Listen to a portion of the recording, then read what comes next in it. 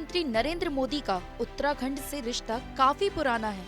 2013 में केदारनाथ में आई आपदा के दौरान पीएम नरेंद्र मोदी मसीहा बनकर उतरे थे। उस समय वह गुजरात के मुख्यमंत्री थे। उत्तराखंड में आपदा से प्रभावित लोगों के लिए योगदान को भुलाया नहीं जा सकता। आपदा के दौरान बुरी तरह से क्षतिग्रस्त हुए केदारनाथ मंदिर के पुनर्निर्माण का प्रस्ताव पीएम मोदी ने ही रखा था। हालांकि मोदी के पुनः निर्माण के प्रस्ताव को उस समय की कांग्रेस सरकार ने स्वीकार नहीं किया था। मैं अपने आप को रोक नहीं पाया था। मैं यहां दौड़ा चला आया था। मैंने अपनी आंखों से उस तबाही को देखा था, उस दर्द को देखा था। जो लोग यहां आते थे वो सोचते थे कि क्या अब ये हमारा केदार धाम या हमारा केदारपुरी फिर से उठ खड़ा होगा क्या? प्रधानमंत्री बनने के बाद नरेंद्र मोदी आज 5वीं बार केदारनाथ दर्शन के लिए पहुंचे। प्रधानमंत्री बनने के बाद केदारनाथ धाम की यह उनकी 5वीं यात्रा है। हर बार की तरह पीएम मोदी का इस बार का केदारनाथ दौरा भी बेहद खास माना गया है। पीएम के स्वागत में केदारनाथ मंदिर को 10 कुंतल फूलों से सजाया गया। अपने इस दौरे पर प्रधानमंत्री ने आदि शंकराचार्य की 12 फुट लंबी और 35 टन वजन वाली मूर्ति का अनावरण किया। साथ ही पीएम मोदी ने शंकराचार्य के समाधि स्थल का भी लोकार्पण किया, जो 2013 की प्राकृतिक आपदा में क्षतिग्रस्त हो गया था।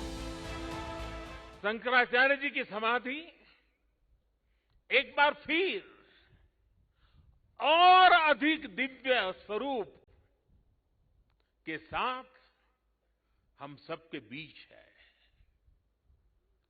इसके साथ ही सरस्वती तट पर घाट का निर्माण भी हो चुका है और मंदाकिनी पर बने पुल से गरुड़ चट्टी उस मार्ग को भी सुगम कर दिया गया है।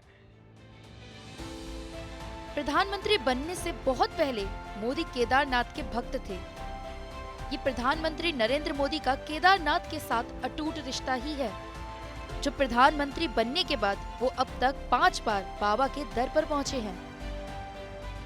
बाबा केदारनाथ की शरण में आकर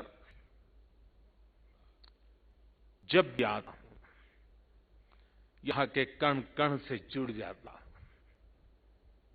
यहां की हवाएं, ये हिमालय की चोटियां, ये बाबा केदार का सानिध्य न जाने कैसी अनुभूति खींच के ले चला जाता है, जिसके लिए मेरे पास शब्द है ही नहीं। प्रधानमंत्री बनने के बाद नरेंद्र मोदी पहली बार 3 मई 2017 को केदारनाथ पहुंचे थे। उसके बाद उसी साल 20 अक्टूबर को फिर से प्रधानमंत्री बाबा के बुलावे पर उनके दर पर शीश नवाने पहुंचे। 18 मई 2019 को प्रधानमंत्री एक बार फिर केदारनाथ धाम पहुंचे थे। इस बार उन्होंने यहां 17 घंटे की साधना भी की थी। अपने इस दौरे पर मोदी ने केदारनाथ में विकास कार्यों का जायजा भी लिया।